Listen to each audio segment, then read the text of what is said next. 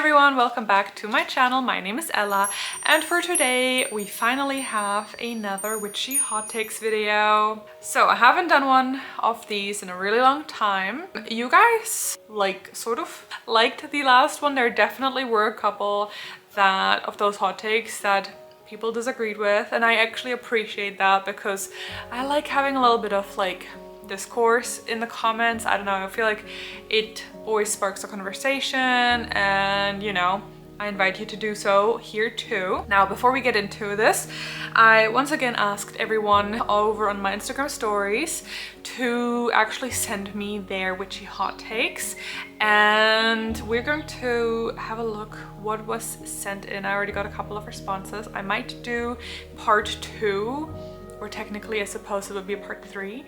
So let's just get right into this. So the first one: altars with big fancy things are overrated. I prefer simpler things with sentimental value. Ouch. No, okay. Honestly, do I agree or disagree with this? I actually agree. I feel like, and I'm a sucker for a big fancy altar, obviously. Though we're not in the altar room today, if you may or may not have noticed. It's just a little bit more cozy here on the sofa. However, yes, I definitely agree. I feel like altars, especially as a beginner, or not necessarily even as a beginner, but even someone who has been practicing for a really long time, sometimes you get a little bit of altar FOMO. Sometimes you see these beautiful altars, for example, social media, on Instagram or Pinterest, or back in my day it was Tumblr, where you would see these beautiful altars and you'd have a little bit of FOMO and you'd have a little bit of ugh, mine looked like that. And honestly, I have had phases where my altar, my altar, and most people's altars, they just go through phases as you grow as a practitioner. But I kind of agree. I feel like, especially now, I feel like personally, for having things that you either collected or that to an outsider they just might look like clutter, or they might look like just random shit, essentially. Sentimental value to you, and you know that rock or that branch is so much more powerful to you than the, I don't know, insert thing that potentially was bought online or something, right? Yeah, they're cool, but a lot of times, or yeah, they're expensive and they obviously have their own value too. But honestly, a lot of times you really don't need that much.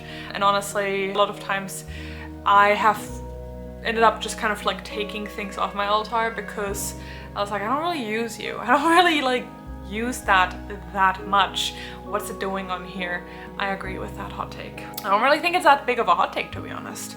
I feel we're kind of leaving that era of consumerist witchcraft, let's say, behind a little bit, which I think is a really good thing. But yeah, let's go over to the next hot take. I don't know about you, but lately I've been feeling so overstimulated, scrolling endlessly, surrounded by noise. It's like my mind couldn't breathe.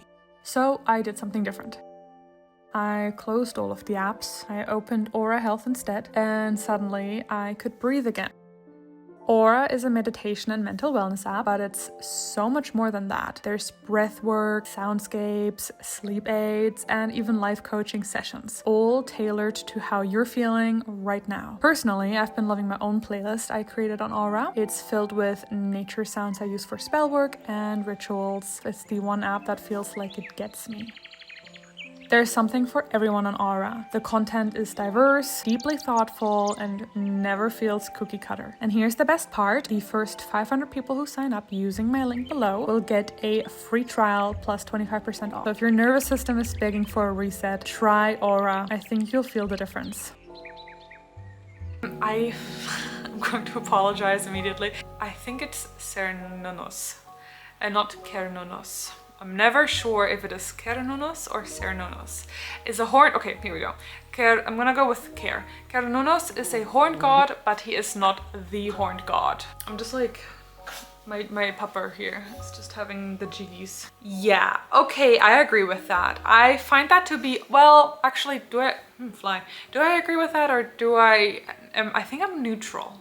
I think I'm neutral on this one purely because I've never worked with Kernunos in that sense. I don't really know that much. I know obviously a little bit of like the basic mythology and the basic sort of like history, but to be honest with you, it's not a figure or it's not a spirit or entity that I have really read into that much.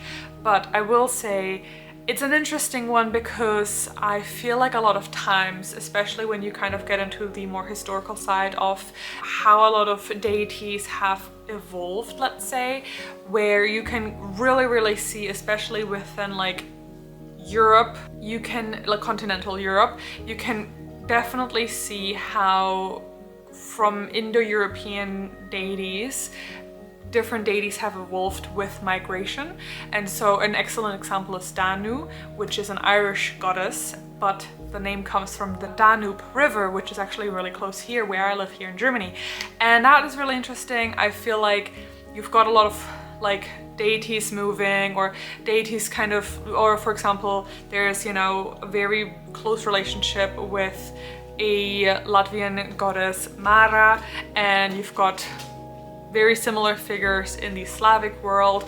You've got very similar figures in the Norse and in the South German world. It goes into the Celtic countries and regions. So you definitely have a lot of movement, and so you've always got a little bit of like that thread, that map guy, the conspiracy guy, where it's like they're kind of all connected, yes, but they have already become their own, you know, their own person, essentially, their own figure, and they're not going to all be the same. Like you can't say, for example, that Thor and Zeus are the same, even though they share a lot of similarities and they share probably roots, but that doesn't mean that they're the same. So I agree, actually I agree with that hot take.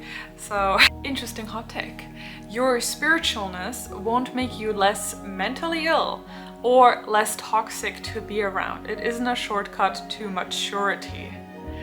Okay, interesting. Okay, hot take. I agree in the sense of like, especially that if you are spiritual, that is not a shortcut to maturity in terms of like you're less toxic to be around. Like you can think of yourself as being really spiritual, you can be like a practicing witch or whatever, and you can still be a really toxic person, absolutely. The mentally ill factor part here, I think, is potentially something where obviously it's a nuanced conversation. This is like a Instagram question, you can't have nuance and like you've got a character limit. But I think I know what you mean. It's not it's not a shortcut to like dealing with your, if you have like, for example, things that you need to be working on, or if you, it's also not a shortcut, it's also like, maybe this is kind of how I'm understanding it. If you are struggling with mental health, it is definitely not like something that you can do instead of, for example, go to therapy. Please don't. I agree with that. Yeah, I agree with that. Spirituality is not a fix-all. It's not going to solve your issues just like that. I know that there's actually a little bit of a conversation that was happening a few months ago. Witchcraft is not necessarily like wellness, and I'm pretty sure this was like a whole topic on Threads, and it was like a whole thing. I'm pretty sure I wasn't even there like online for that conversation, so I didn't see the full scope of it. But I do think sometimes people think of witchcraft as like wellness, and it's tricky because like it kind of is like a little bit of a slippery slope going into, can you use witchcraft as wellness? Can you use witchcraft for your mental health, etc., etc. Personally, out of my own experience, my witchcraft practice has helped me a lot with my mental health issues that I've had in the past. But looking back, would have a therapist potentially been better than me dealing with these issues that I had by myself? Probably. So yeah, I agree with that hot take. I feel like, you know, you cannot substitute medical care.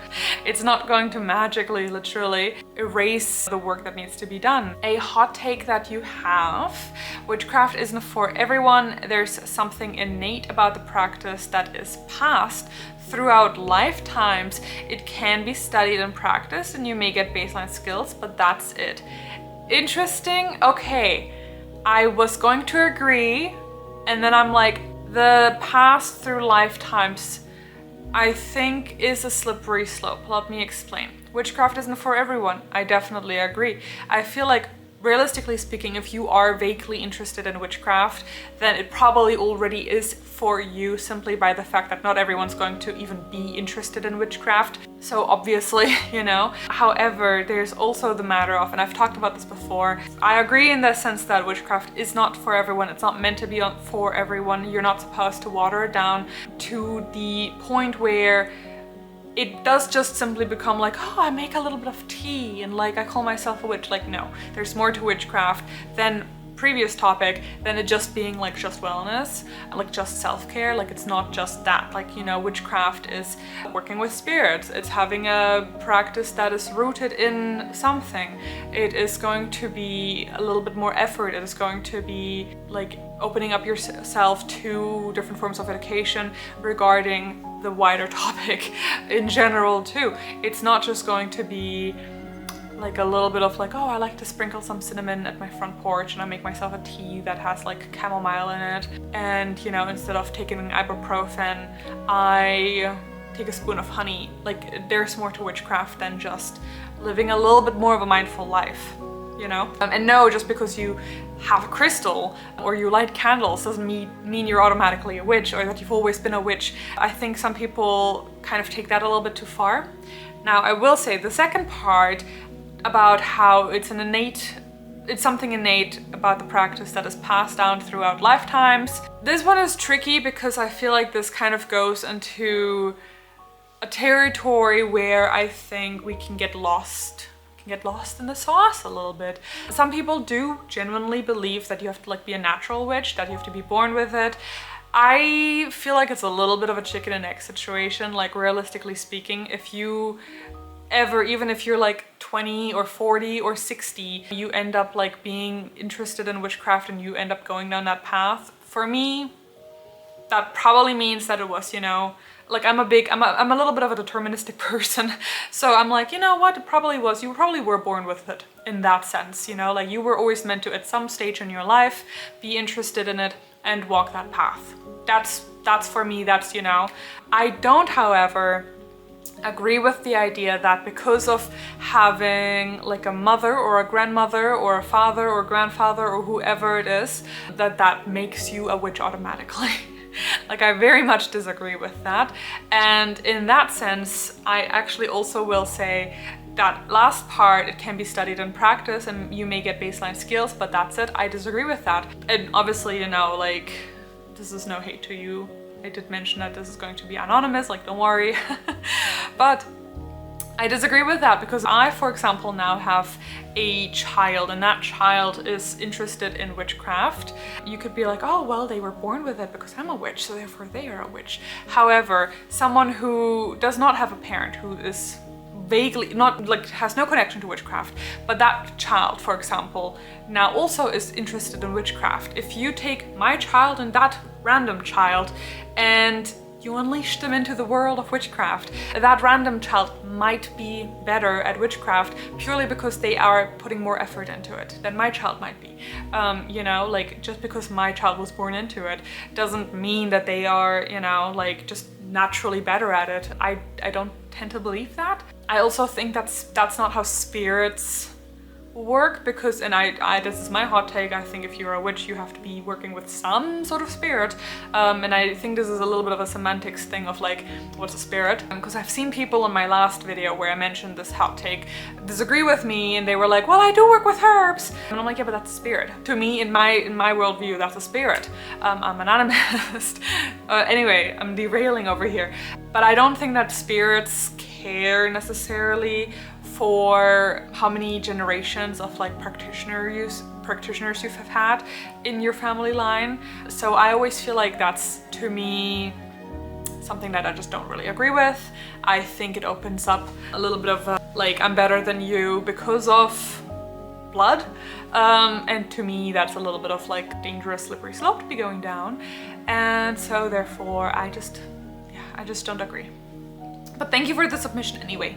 Good talking point. Next hot take that you have: atheistic witchcraft doesn't exist. Witchcraft is spirit work, plants, herbs, stones, etc. That's so funny because I literally just mentioned the same thing. I'm gonna agree with that. I know this is going to come like as a little bit of, this is a hot take, because there's definitely people that consider themselves to be atheistic witches and practitioners. Honestly, I agree. I don't think witchcraft can be atheistic. Like, what on earth are you working with? What are you doing? What are you sending your magic with or to, or what are you, like, I don't know. Like, to me, being an atheist, right, is like the belief in that there is just no spirit realm, I guess. If you really want to like be really simplistic about it, obviously within a Christian like worldview, obviously if you hear the word atheist, it basically is like, oh, I don't believe in God. Now, I see where you could come from in terms of like, if you have that very Christian framework, and then you as a witch are like, well, I don't believe in the Christian God, so therefore I am an atheistic witch. Like, okay, I could see where you're coming from, but to be honest with you, I don't know, because to me, that's not what an atheist necessarily is. Like, if I, for example, tomorrow said I'm an atheist, then to me that would mean that I've completely changed all my worldview and I just don't even see a tree as a spirit anymore, or that I have a soul necessarily, or that there's any kind of realm after this life or before this life, or I guess it's sort of like a circle same thing, you know? And because, to explain that real quick, I believe that life is like a circle, and like you start as a child or like as a baby, and then like you have your lifespan, and then you're old and you die, and then you've got like to make your way back to being a baby, because I believe in reincarnation.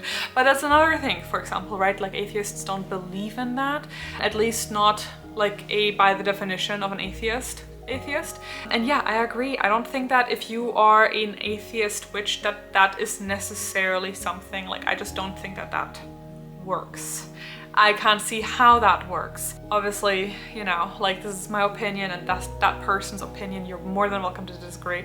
I'm not claiming to be like the witch police or whatever. Like, don't let me tell you what to do or how to practice personally. And like, you're welcome to disagree with me, you know, like, I still like you, I still love you, no worries. But like, and you know, you can still have like appreciation for me, or maybe you hate me if I say this now, but I agree, atheist witchcraft doesn't exist, because as a witch you do need to be working with something. And a witch, by the definition of witchcraft, you are working with, for example, a folkloric spirit, devil. A lot of times, you know, especially in history, you are working with spirits of your ancestors, or perhaps you're working with spirits of animals and nature, or like local spirits, land spirits. Perhaps you are working with, even if it's just your own spirit, you're working with a spirit. You are working with a concept of there's something other, there's something else that is not something that we are physically able to perceive all the time.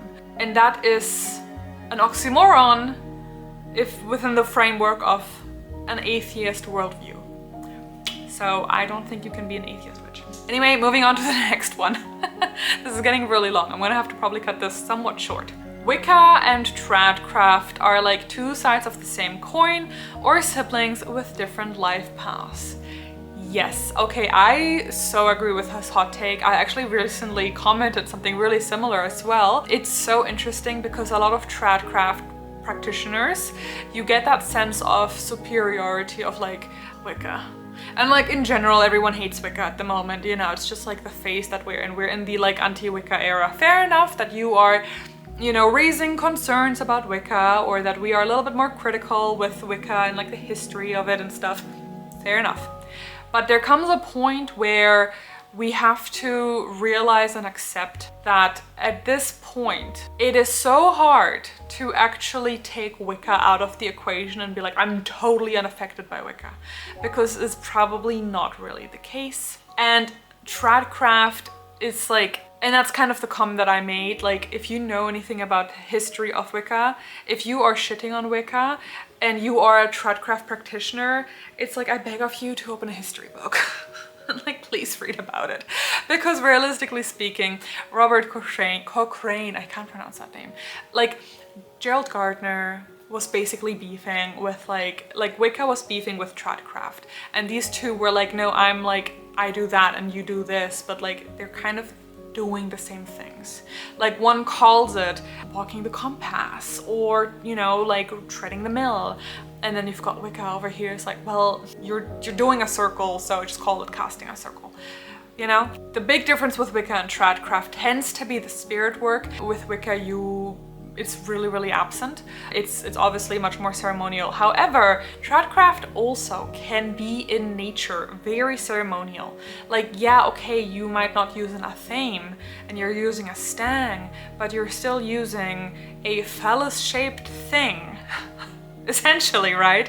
To draw your special sacred space, you know, that is like other within this world. You're still going to have the chalice or the cauldron. You're still gonna have a lot of the same elements, you just are naming them differently. So honestly, I agree with this hot take, and I know that people are not gonna love it. Obviously, again, there's like so much more nuance.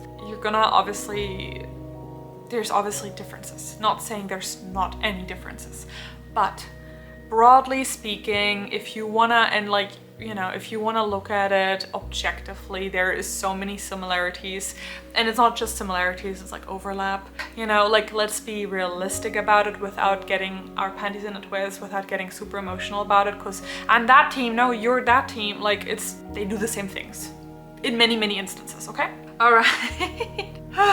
All right, the next hot take. Okay, oh my gosh, I'm gonna have to do a part 2, because I just opened the scroll up thingy, and I just got like so many more. They're good. I'm gonna do 2 more. Menstrual blood is not a good substitution for other blood in most cases. Oh, nice hot take. Okay, I agree. And I'm gonna say that I do think there's a time and place for menstrual blood to be used within your craft. It has its place, absolutely. But it is not the same as because it's not sacrificial. That to me is kind of like, you know, if I wanted to boil it down to like explain this in one sentence, my explanation would be it's not sacrificial, it's not quite the same. You are naturally shedding this blood every month. Unfortunately, if you want so, or not for the most part, you know, we don't have that much control over it. Whereas controlled bloodletting is different, and that is, you know, much, much different, right? So if you are doing a controlled bloodletting by, for example, using like a blade, or please, if you use a blade, make sure it is like sanitized.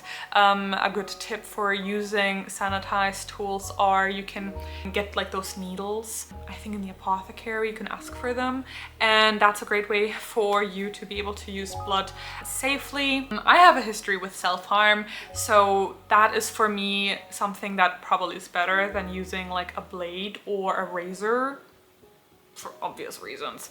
But because I have that history, I do feel like I have a little bit of a different perspective on it, and I do think that it is a sacrifice, because you are like, it's just a very different process. The entire like intention of it, etc., is going to be different. The entire setup, the stage of it is different, and you naturally shedding something is different than you intentionally creating an incision and allowing that blood to flow in that environment.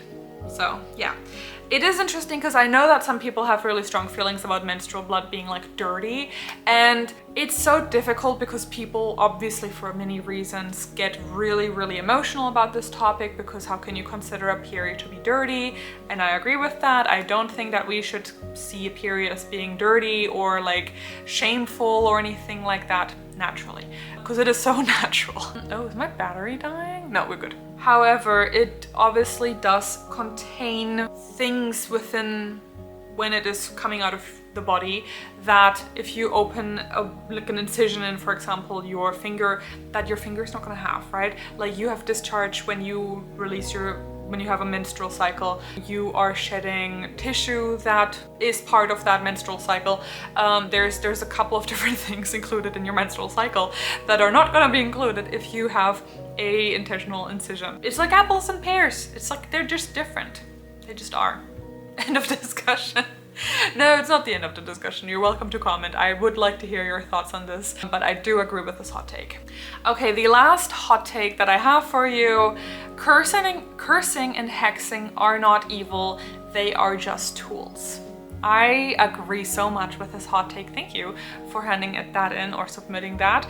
It is so interesting because we still a lot of times see that people still have that old mindset of like hexes and curses are bad because, you know, we grew up with like, oh, hex is bad, curse is bad.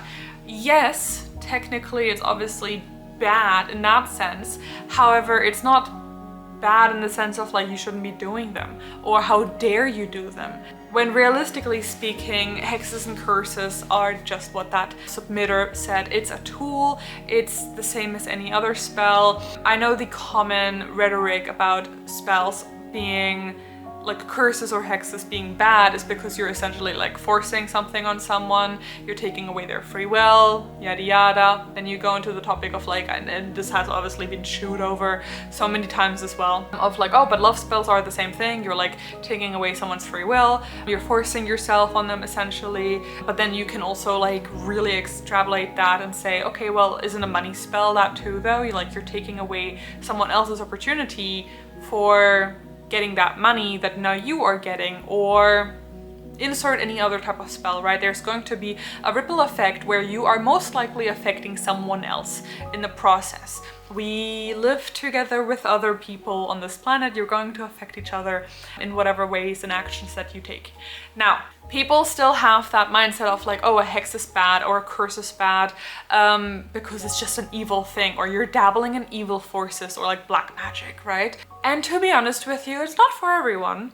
That's fair enough, but you cannot make a point-blank statement saying it is evil, you should not be doing them, it's gonna come back to you, or what have you, because it is simply watering down what the actual meaning of them are, or is the historical importance of them, which, if you are maybe someone that isn't that aware of that yet, a lot of times people would try to gain back power, gain back their own free will, for example, especially with oppression going on. Hexes were used a lot of times in situations like that. If they were wronged, then you would hex them. You know, like a lot of people, especially the common folk that would have a lot of times, or sometimes the folk that were oppressed, that ended up going to someone that offered hexes or curses, or that they themselves did a hex or curse. They didn't have someone to support them with, you know, like the law, for example, right? Or like the police nowadays, essentially, right? For example, the government, whatever. They didn't really have that to rely on. So a hex was the best that they, for example, could do. And I still think that it is really, really valid to date. Like realistically speaking, if someone is going to harm me or try to harm me, like, fuck you, you know? Like, I'm not a pacifist. And that's, I think, the thing, obviously. It's like some people are just very pacifistic, all the power to you, good for you. But some people are just not going to see it that way. And if you hurt someone, you're probably gonna want some sort of like, excuse me, you can't just do that without having consequences. And so it's just like a little bit of like how you see hexes and curses. And, you know, some people are very strong believers in like, oh, it'll just, you know, like karma will take care of it, or whoever will take care of it. But like, again, it's a little bit of like it's either a privilege to be able to rely on that someone else will take care of the situation and that you don't have to worry about it, or it is also, once again, a little bit of that mindset of, well, the power isn't with me anyway, God or whoever, you know, does the right thing anyway. It's a little bit of that Christian mindset again, and I don't know, it's just like something that is watering down what hexes and curses actually have been and are today. A lot of different cultures have a very different understanding of, you know, like moral right and wrong, like even the terms right and wrong. You can get into that as well right now. So yeah, I don't know. Personally, I have no issues with a hex or curse. I think that, you know, go for it. Do you need to willy-nilly hex anyone? Probably not. But there's definitely a time and place for a good hex or for a good curse or jinx. And some people genuinely just need to be like, you know, sometimes it's just necessary. Like, you know. And like, I feel like, especially if you don't want to, because you're afraid of like the rule of 3, for example, like, oh, it'll come back to you by threefold. Like, don't do them if you're afraid. Don't do them if you believe that. Don't do them if you don't feel comfortable doing them. But also don't shit on people that do them, or that, you know, don't judge people that do practice hexes and curses, because it's like, why are you judging? Like, don't mind your own business. You don't have to do them. No one's forcing you to do them. Like, if you don't like hexes and curses, then don't do a hex or curse. It's as simple as that. Anyway, that is it already for this video. That's it. It's probably like a 1 hour long video. My gosh, we'll see how much I can like reduce this down to. I hope you enjoyed this video. I also want to mention once again, thank you so much to Aura for sponsoring this video. And if you are interested in following me or my social media in any sense, or supporting me and my channel, my Patreon and my Instagram are linked down below, as well as our witchcraft shop. If you've been looking at this sweater, for example, this entire video long, because it's just so gorgeous. It is my very own design, and it is going to be a part of the autumn collection within our shop, Full Witchery. Yes, we rebranded. Yes, I changed the name and everything. I'm just very excited for that. Yeah, and all that information is going to be linked down below. Now, I'm probably gonna do a part 3 of this video, so if your submission was not brought up, worry not, we're probably gonna make another video and talk all of these hot takes through, or potentially a podcast. I feel like a podcast episode could be really fun too for this. So keep your eyes peeled, or your ears. I hope you enjoyed this video. So let me know what you thought, and maybe you have some hot takes for me as well. Thank you so much for watching. May you walk with your gods. Bye.